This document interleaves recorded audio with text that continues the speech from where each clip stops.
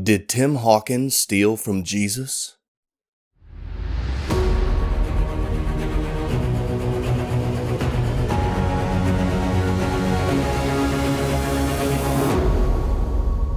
Subscribe and click that bell for all things Bible. Jesus was a funny guy.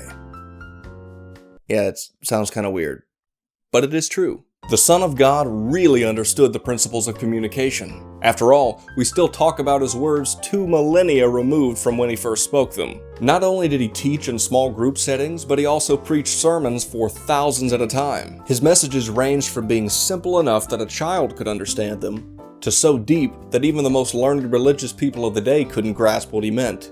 And we don't fare much fairer 2,000 years later. Because of his diverse audience, Jesus would often employ humor in his messages to get his point across, but also to get people to let their guard down. As Charles Spurgeon once said, "I sometimes tickle my oyster until he opens his shell. Then I stick the knife in. He would not have opened for my knife, but he did for something else. And that is the way to do for people." You don't know what Charles Spurgeon sounded like. The point is, humor can be very effective when trying to get your point across, and Jesus knew that. But what does this have to do with T-Hamlinks, you ask? I'm getting to that. First, here's an example of how Jesus had the jokes. That same day there came certain of the Pharisees, saying unto him, Get thee out, and depart hence, for Herod will kill thee. And he said unto them, Go ye and tell that fox, Behold, I cast out devils, and I do cures today and tomorrow, and the third day I shall be perfected. Nevertheless, I must walk today and tomorrow, and the day following, for it cannot be that a prophet perish out of Jerusalem. By and large, the Pharisees didn't like Jesus, with notable exceptions like Nicodemus or Joseph of Arimathea. In this passage, they're warning Jesus that Herod wants to kill him and he should skip town. Really, they just wanted him to leave. However, Jesus knew this, and he issues a blistering response, absolutely dripping with sarcasm, which, when rendered into modern speak, might sound like this. Oh, so he wants to kill me, does he? Well, how about you go tell that weasel that I'm busy healing people today and tomorrow, but I'm free on Friday, so let's schedule it for then. Yeah, I need to stick around, because I'd really hate to disappoint you. I know how much you guys from Jerusalem love killing prophets.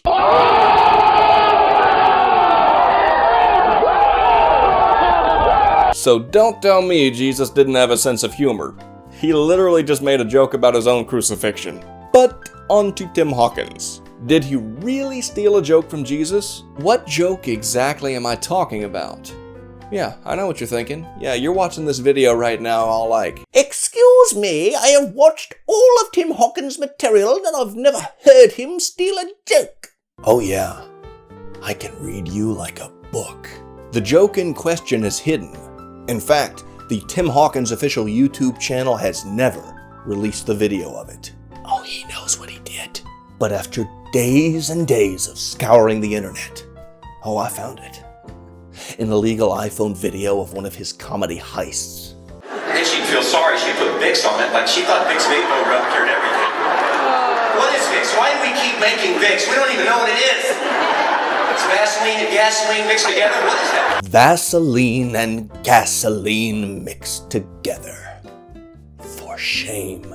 You may be thinking right now, what on earth am I talking about? Well, let me fill you in. In comedy, this is known as a pun. The words sound similar, but there's an added meaning, because if you combined Vaseline and gasoline together, the resulting concoction would bear an exaggerated resemblance to one Vicks Vapor Rub. The result, a joke. Jesus has a similar use of paranomasia in Matthew 23 and 24. And no, I know what you're thinking. This is not a case of a dogberryism, nor is it a mere malapropism. Nothing gets past me. I would like to present for your listening pleasure irrefutable evidence of my claim. Ye blind guides, which strain at a gnat and swallow a camel. Shocking. Absolutely shocking. Might as well lock Tim away right now, right? But for those of you who need a little more convincing, here you go. We've already talked about in past videos how the Old Testament was written in Hebrew and the New Testament was written in Greek.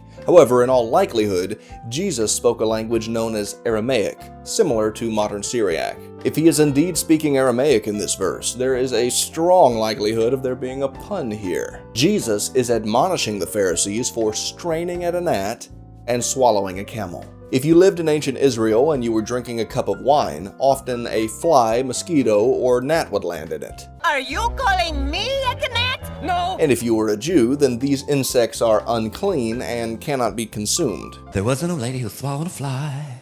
Perhaps she'll die. As such, if a persistent pest perched in your pitcher, you would have to strain your drink to remove it. At the sight of a gnat, you would have to strain that. But according to the Bible, camels are also unclean and can't be consumed for food. It's as if Jesus is saying you're picking a fly out of your camel shake, saving yourself from sipping a small unclean thing so you can gorge yourself on a much larger unclean thing. In other words, you are a hypocrite. But there's an added meaning here. You see, in Aramaic, the word for gnat is galma, and the word for camel is gamla. So Jesus could be saying you strain at a galma and swallow a gamla. This is funny because the words sound pretty similar and they reveal the truth in an amusing way.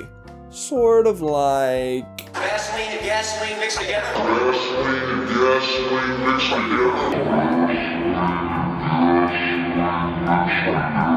Now do you believe me? There we go. So we've proven that Tim Hawkins has stolen his comedy ideas from Jesus, and we are demanding a public apology. This is unacceptable and disgusting, and is in no way an overreach or inflating an issue that really isn't there in a brazen attempt to get more views.